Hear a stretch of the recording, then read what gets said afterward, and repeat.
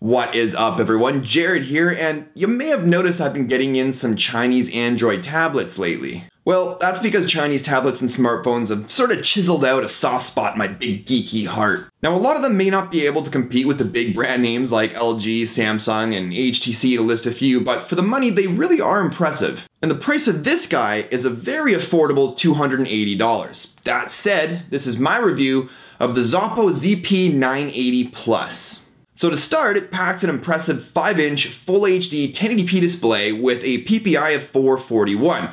Not the 481 or whatever I said in my unboxing video. Oops. But 441 is what the HTC M8 has, and although the display on the ZP980 Plus isn't as gorgeous as the one featured on the HTC M8, it's still pretty damn impressive. And just above the display, we've got a 5 megapixel camera with 8 megapixel interpolation, but when taking selfies, I'd recommend jumping in the settings and bumping it back down to its native resolution of 5 megapixels. Still, a 5 megapixel front cam is pretty awesome. Now, below the display is the capacitive menu, home, and back buttons. Now, the backlighting on them is a little too dim for my liking, but honestly, when the button lights are off, the buttons themselves are actually pretty easy to see. And on the back is a 14.1 megapixel camera, and below that, the speaker, which is super tinny and has literally no bass, but it gets the job done for notifications and watching YouTube vids. And you might notice the overall design looks an awful lot like a cross between a Samsung Galaxy device and maybe even a little bit of iPhone.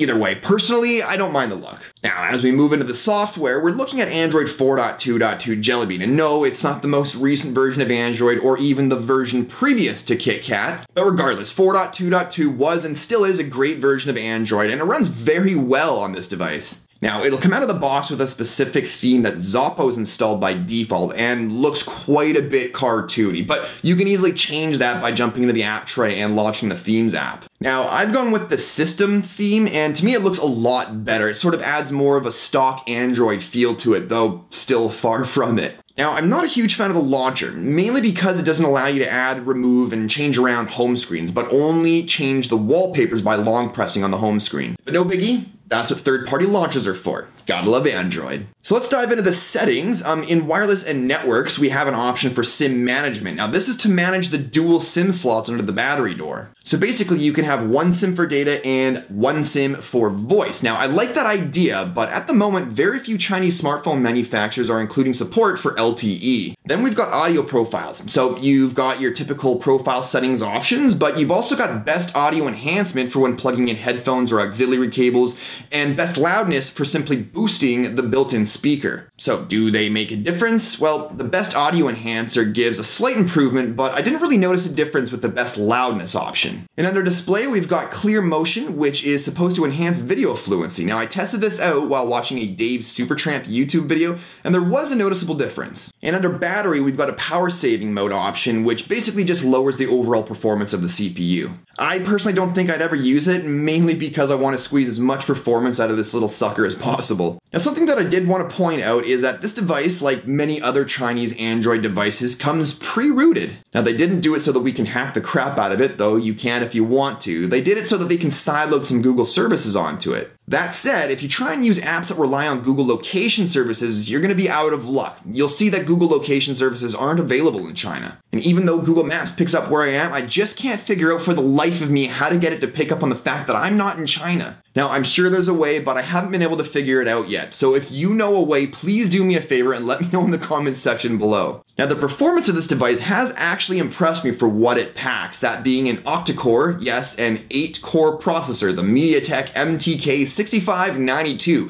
which I believe is actually MediaTek's latest and greatest CPU, 2 gigabytes of RAM, and a Mali 450 GPU. So although it's not packing a Snapdragon 801 or an Adreno 330 and 3 gigs of RAM, for a Chinese phone, it's packing some of the latest Chinese chips. And when I benchmarked it with Antutu's latest cheater-proof benchmark app, it scored just under the Samsung Galaxy S4 and just above the HTC One M7. And to me, for $280, that's a pretty impressive package. But I mean, yes, I have experienced lag here and there, and it isn't nearly as snappy as the latest round of devices packing that Snapdragon 801. But for the most part, it launches apps fast, and navigating around the settings and so on is a breeze. And it also handles all the latest games with little to no stutter or lost frames. The camera app's pretty sweet. There's lots of manual settings and plenty of scene modes to make shooting in auto an easy experience. And video recording has an electronic image stabilization mode, which is a nice addition, but it would have been nice to have a resolution option instead of low, medium, high, and fine. Now the pictures taken aren't as sharp as on the Galaxy S5 or Xperia Z2 and are a little too undersaturated than I like,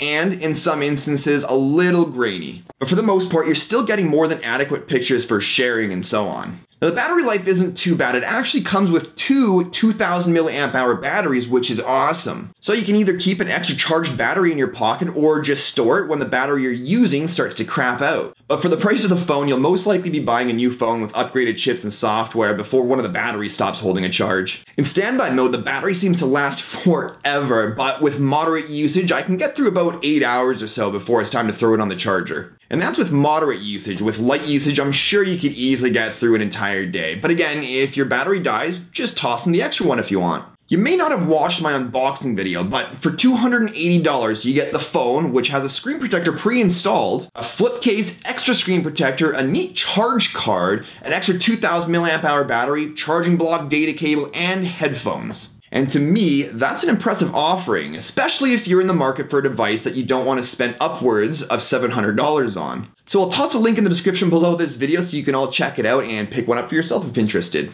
But that's it for this one, and as always, thanks for watching, and I'll talk to you in the next one. Cheers.